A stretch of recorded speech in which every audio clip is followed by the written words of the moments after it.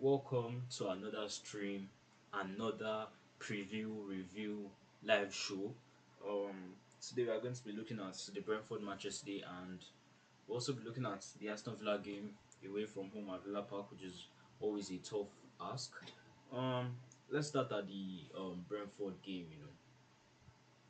The Brentford game performance was really average. But we had made a lot of changes as well. But we really looked smooth. On the attack, we just missed a lot of chances. We were not clinical enough. If not, the game would have been at least um, 5-0 or so.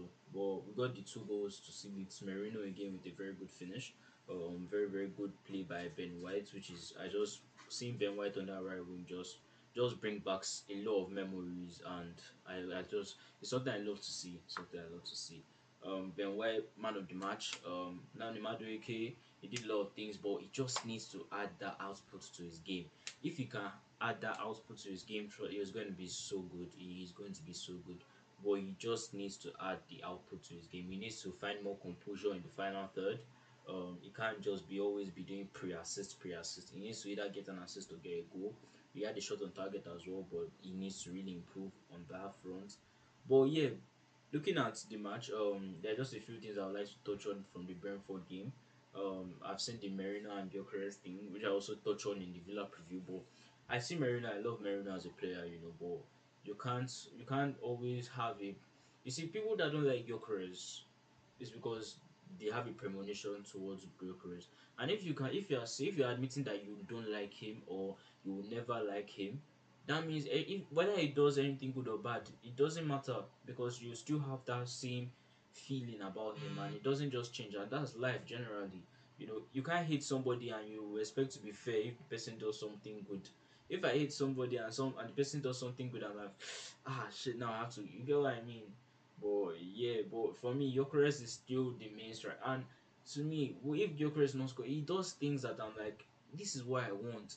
I don't want. Sometimes, yeah, you're going to play teams that you don't want a striker that will be coming into the midfield where you have zero focal point in attack, where you launch the ball and all of a sudden it goes back to them if you are getting pressed high. Because if you launch the ball, there's nobody to cause trouble, there's nobody to let the ball bubble around, keep defenders at bay. That's what Helen Haaland does best, especially with his height. If they put the ball into him, it's going to be there. Whether he gets the ball or he scores or all of this. But at the end of the day, it takes off the pressure off on any other thing in the team.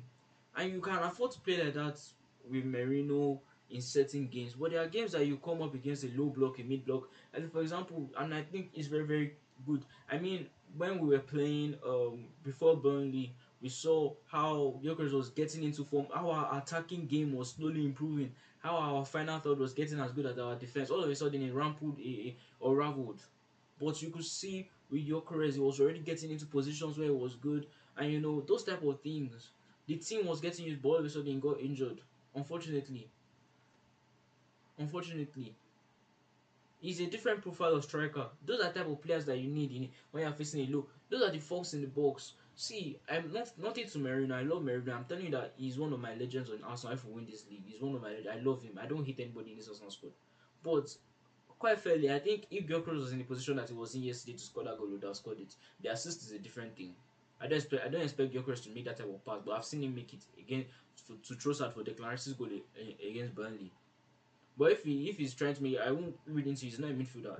Merino is a midfielder. Brought up as a defender and a midfielder. He's just a good finisher up front. But there are sometimes you don't want to see your strike. There's sometimes you need a focal point. As much as we might like to boast about Merino being a versatile player, you still have to take in the facts. Rodri cannot just go one day and go and play up front. If he scores, he scores. I remember the year of Gundogan when he was just scoring. But you can't play him up front all along now. He's a good. I love Merino. I'm not going to come here and batter Merino. He has been doing a job, but we need to know as Arsenal fans that they are different. There are different profiles for different games. Same thing with Eze and Odegaard as well. Different profile for different games. We need to accept that. Not every player can say, "Oh, we are retaining your spot." No, if we do it like that, then there's no point. We have to go for what favors us in every game, not for what favors the opposition or what favors our logic or our mentality. That's one thing. But yeah, the Brentford game. That's what I was saying. And in terms of Arsenal fans as well, I don't know why some people are thinking that, oh, okay, if you beat Chelsea today, if you beat Chelsea on Sunday, and then you beat Brentford, okay, what would that the point gap been? If Chelsea now later lost again today, that would have been 9 points plus three. That would have been 12 points ahead. Do you want to win the league in December? Okay, 12 points ahead. What use to it if you still have more than half of the games to play in the Premier League? What assurance does that give you? Now that I have hope that I have seen that the 9 points, so you can see how important it is that we didn't lose to Chelsea that day. But you still want to twist the logic to be why we should have won. You can't win every game. You can't. For crying out loud, you can't win every game. We cannot win every single game. The only worry that I have is we our away form is good. We've not lost. I think the only game we've lost away was Liverpool at Anfield. Apart from that, we've won every game except Sunderland and Chelsea, which were draws. And those are our last two away games. Really tough away games, and considering the circumstances of both of them, we never had our full squad for those games, which is really disappointing to be fair. And then going on to Villa away on Saturday lunchtime, I don't know how to feel about that game, but I'm going to keep an open mind. You see, one thing with this team is that I trust this team. I'm okay with if Mosquera is down injured. I hope Saliba is back. I'll do my predicted 11. But if Saliba is down, I'm good with the back four that we played. Can they last all game? Maybe not. But can they be rotated? I think they can. If you want to bring on somebody, you can move Calafiori into centre back. You can do all of those movements. You can move Ben White into centre back. Duran Timber goes to right back. Honestly, you can actually do those type of things. You can actually do those type of things if you want to for this game. But it's going to be an interesting game. Aston Villa is a team that has notoriously been annoying, very very annoying to us of late. To be fair, they stopped us from winning the league in 23, and also I think 24 as well. But what do they have? First 5 games of the season, quite literally first 5 games of the season, they didn't score a goal. Game week 5, they were rock bottom of the table, if I'm not wrong. Around the bottom, I think maybe West Ham would have been rock bottom. Without West Ham or Nottingham Forest. But they were in the bottom three, and now they are third in the league, which is crazy. They are in form. But they're not they're also chipping goals in, which is very good to us because and they had to come back against Brighton from 2-0 down to even rescue 4-3 because they were still on the ropes in the last minute. I watched the game. Um, that would have taken a lot of energy out of them, but it's a real fixture. No matter how much energy is still in the home advantage is still for them, and it's good that we're crossing all of these tough places off in terms of mentality and mindset. Um, but what are Villa's strengths? To be fair, um, I think their main threat is catching us in transitions or opening the game up so much. You know, they take risks. They take a lot of risk. So it can fall in our advantage and it can also fall away from our advantage. But to what I've seen of Arsenal this season, we've seen a lot of teams that have tried to do that against us. The likes of Chelsea tried to do that, but even though we drew that game, I don't think Chelsea really had a chance, to be fair. Chelsea has tried to do that to us. We negated it with the likes of Esteval, Pedro Neto, even Garnacho at the end of the game. We really negated that, you know. Who else tried to? I think a lot of teams have tried to do it. Crystal Palace tried to do it. We negated that. So if we can do the same that we do, because that's essentially how Naemery likes to play, those fast transitions and high press. If we can bypass and just keep calm and patient, it's not a home game, so don't expect to dominate. Don't expect to dominate the game, but if you can keep discipline and keep concentrated. For example, like Sunderland did against Liverpool yesterday, very very good concentration. They might just have chipped an own goal, unlucky, but that's how football is. Um, if we can just keep concentration and then let let them get tired by themselves and then let us into the game like we did against Atletico Madrid in that game as well. So and they will use their width. They use their width. I don't know if um Jadon Sancho is going to play, but they have a lot of wing options. They have the likes of Matty Cash, John McGinn, Lucas Ding, Ding or Ding, I don't know his name. I don't who are even their who are their recognized wingers these days? Because I know Jay Sancho is on loan there, but I don't know who is actually starting, who starts for them. Morgan Rogers is a very good, very pacey um, um, midfielder. Yeah, the Gasson, McGinn, Matson, and Cash. Those are their wing options. Very decent wing options. Um, they are very pacey. And the likes of Sancho as well, you add Sancho to that. So it's kind of like the same thing I said against Chelsea. We need to be wary of those wings. We did it well against Chelsea, against Esteval, Garnacho, and Neto. You know, you have to be aware of those type of players. You know, very pacey. John McGinn, very physical player, but I think Calafiori can get up to the challenge. Is one yellow away from a booking, but it's good. He can, even if he wants to get a booking, he can get it in this game. Miss the Wolves game. Let Lewis Kelly come in for a rest.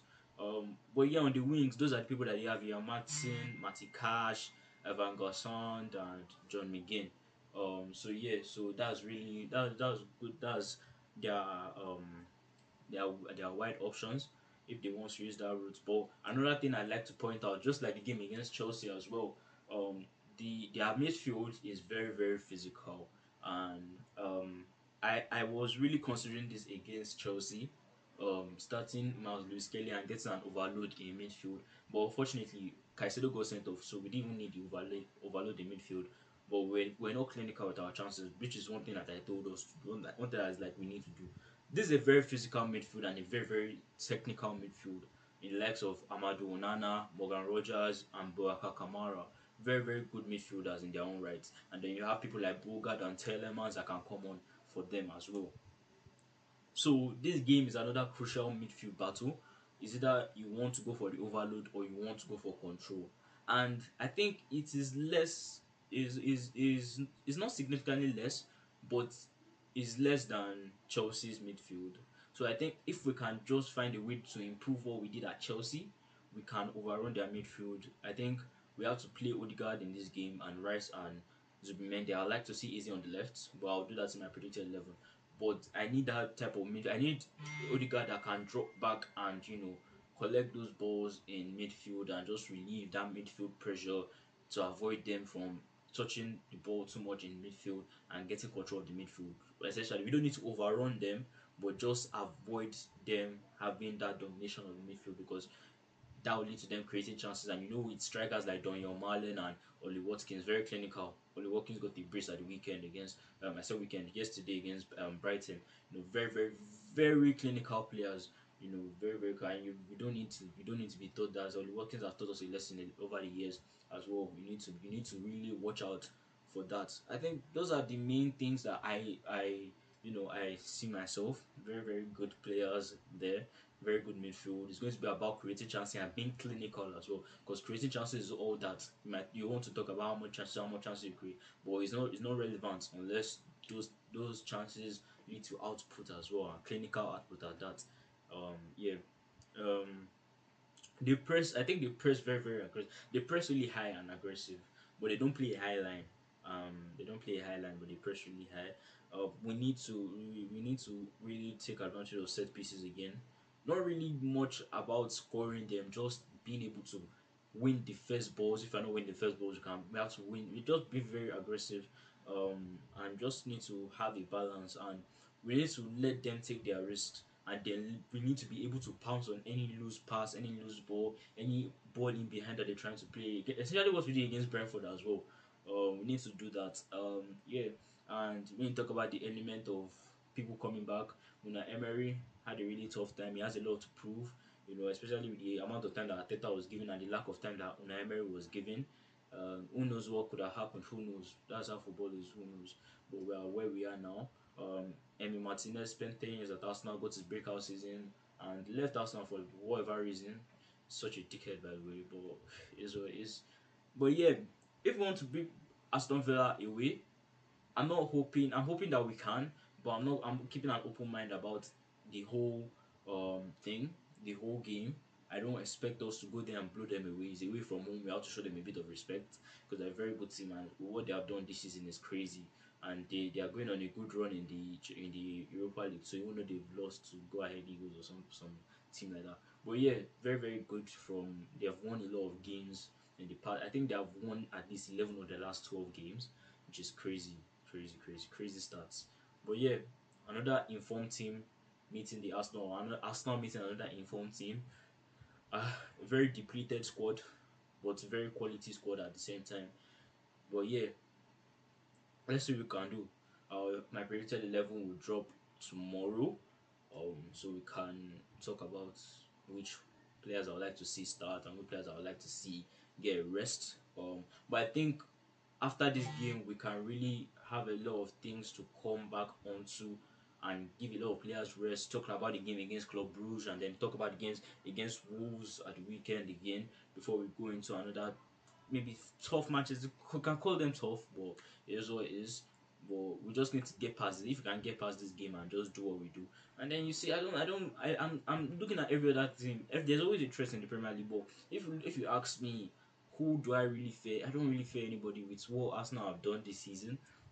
Because you look at Man City, you scored five, but at what cost? You conceded four. You could have drawn the game if not for a goal line clearance. You get what I mean? So what exactly? And Chelsea, they lost to Leeds. Fucking hell, Tosin needs to go, fam. I'm not even a fan of that club, but that guy wanting to play for England and rejecting Nigeria is one of the craziest things that's happened to. Thank God he never got to Nigeria, fam. This is crazy, crazy. But yeah, um, predicted 11 out tomorrow. If not tomorrow, early hours of Saturday. But we're playing um lunchtime. So if I can't get it out tomorrow, I might not just do it. But yeah, let's see how it goes. And come on, you Gunners.